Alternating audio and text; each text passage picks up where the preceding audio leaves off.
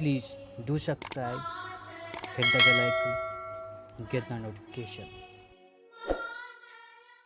आधुनिक भारतीय इतिहास को क्वेश्चन के फॉर्म में, पॉइंट के फॉर्म में अध्ययन करेंगे, जो सामान्यतः वनडे एग्जाम के लिए बहुत ज़्यादा महत्वपूर्ण होगा।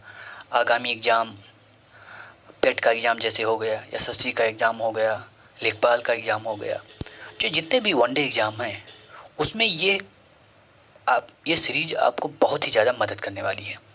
चलो हम लोग देखते हैं। वास्को डी गामा कालीकट तट पर पहुंचा। कब पहुंचा? 1498 में। क्या? 1498 में। पुर्तगाली उपनिवेश प्रथम वायसराय भारत में था। क्या? प्रथम वायसराय कौन था पुर्तगाल का? भारत में जो बन के आया, फ्रांसिस्को द अल्मीडा।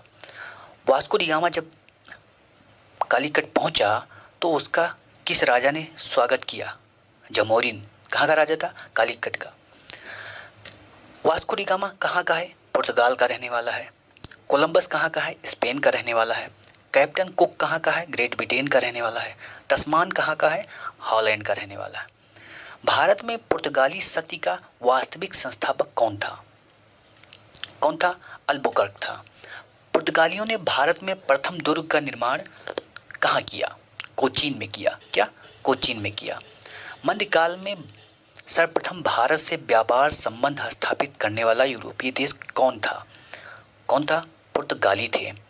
भारत में प्रथमतः सामुद्रिक व्यापारिक केंद्र स्थापित करने वाले कौन यूरोपीय थे? पुर्तगाली थे। बंगाल के बांदेल, चिंसुरा, हुगली तथा श्री रामपुर फैक्ट्रियों में से एक स्थान पर पुर्तगालियों द्वारा फैक्ट्री स्थापित की गई। वह स्थान कौन था? हुगली था। क्या? हुगली था।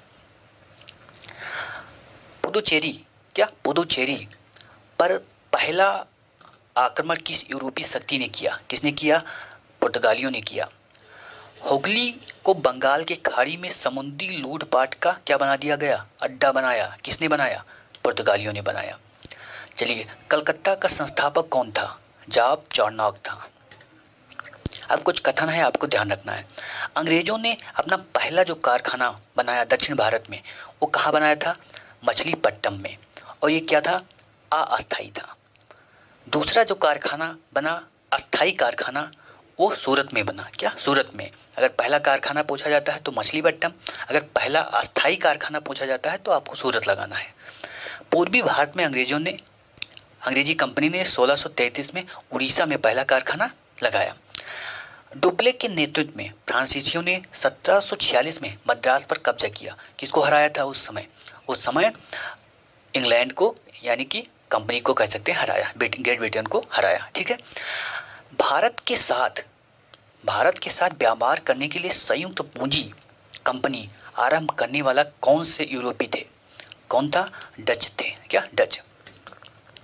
अब ये आपको कथन याद करना है। डचों ने पुर्तगालियों को पराजित करके आधुनिक कोच्चि में उन्होंने फोर्ट विलियम का निर्माण किया था। ये आपको ध्यान रखना है कि पुर्तगालियों ने किसको पराजित किया था? डचों ने किसको पराजित किया था? पुर्तगालियों को। ठीक है। चलिए, भारत में ईस्ट इंडिया कंपनी का सफलता का राज था। क्यों ईस्ट इंडिया कंपनी सफल हो गई? भारत में राष्ट्रीय भावना की क्या थी? कमी थी। कंपनी की सेना जो थी बहुत अच्छी थी, उनके पास आधुनिक हथियार थे। भारतीयों में जो सैनिक भावना नहीं थी। क्या? सैनिक भावना नहीं थी। जात पात में सब बटे हुए थे और उनको अच्छा वेतन सेवा भी नहीं मिलता था, इसलिए वो अच्छे ढंग से काम भी नहीं कर पाते थे। ब्रिटिश कंपनी में से भारत में व्यापार करने का पहला अधिकार पत्र किसे मिला?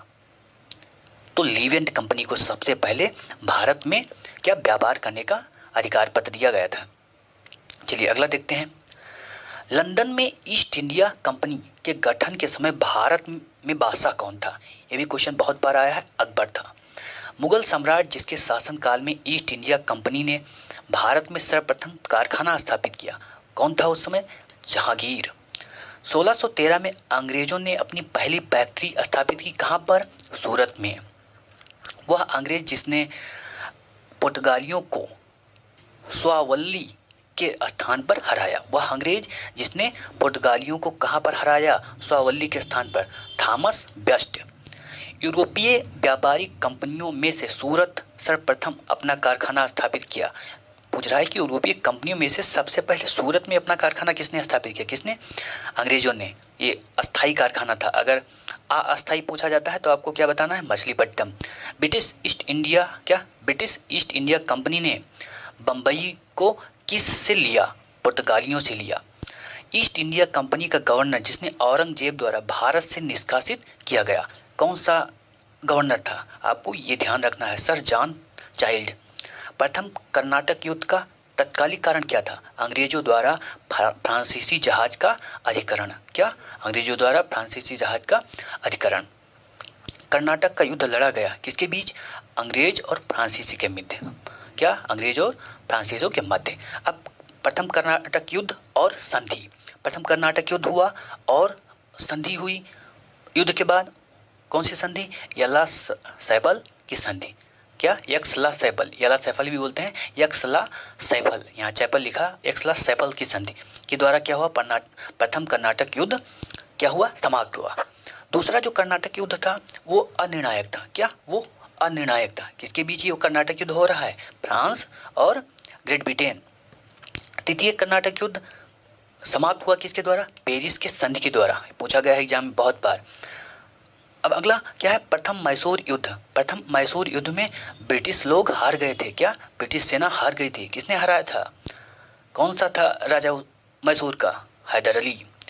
प्रथम यूरोपीय व्यक्ति जिसने भू क्षेत्र अर्जित करने के उद्देश्य से भारतीय राजाओं के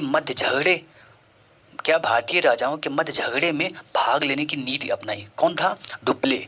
वो चाहता था कि भारतीय राजा लड़े और बीच में मैं आकर क्या करूं? मध्यस्थता करूं, जिससे हमको भी कुछ क्षेत्र मिल जाए। भारत में फ्रांसीसियों ने अपना पहला कारखाना स्थापित किया। कहां पर स्थापित किया? सूरत में। फ्रांसीसी ईस्ट इंडिया कंपनी स्थापित हुई तो उस समय फ्रांस में कौन राजा था? लुई 14वां राजा था। भारत में फ्रांसीसी कंपनी का संस्थापक माना जाता है। क्या? भारत में फ्रांसीसी कंपनी का संस्थापक कौन? कॉलबर्ट। लुई 14वें का वित्त मंत्री था ये। बंगाल में डचों द्वारा स्थापित पहला कारखाना। क्या? बंगाल में डचों द्वारा स्थापित पहला कारखाना कहाँ? चिंसुरा में। फ्रांसीसी दक्कन में शक्ति आंदोलन स्थापित करने में असफल रहे। क्यों असफल रहे? क्योंकि अंग्रेजों की फौज शक्तिशाली थी। अब पूछा जाता है जो यूरोपीय शक्ति आई भारत में उनका क्रम क्या है? क्या? उनका क्रम क्या है? तो देखिए, पुर्तगाल, इसको पी मानिए, डी पीडी प्रतियोगिता दर्पण पीडी, और ये पीडी ये एफ, पीडी ए एफ, ऐसे करके आप याद कर सकते हैं। ठीक है, तो ये आप क्रम याद रखिएगा। पुर्तगाली आए, फिर डच आए, फिर अंग्रेज आए, फिर फ्रांसीसी आए। अब देखिए पंडिचेरी, क्या पंडिचेरी पर किसका राज रहा? फ्रांसीसियों का। क्या? फ्रांसीसियों का। गोवा पर किसका राज रहा? पुर्तगालियों का। सबसे बाद में गए, 1967 में गए हैं। और सबसे पहले कौन आया था? पुर्तगाली सबसे पहले आया, सबसे बाद में गए। ट्रावनकोर पर डेनिश का, क्या? डेनिश का शासन रहा। और मद्रास पर क्या? डचों का। यह मद्रास है, सद्रास लिखा हुआ है।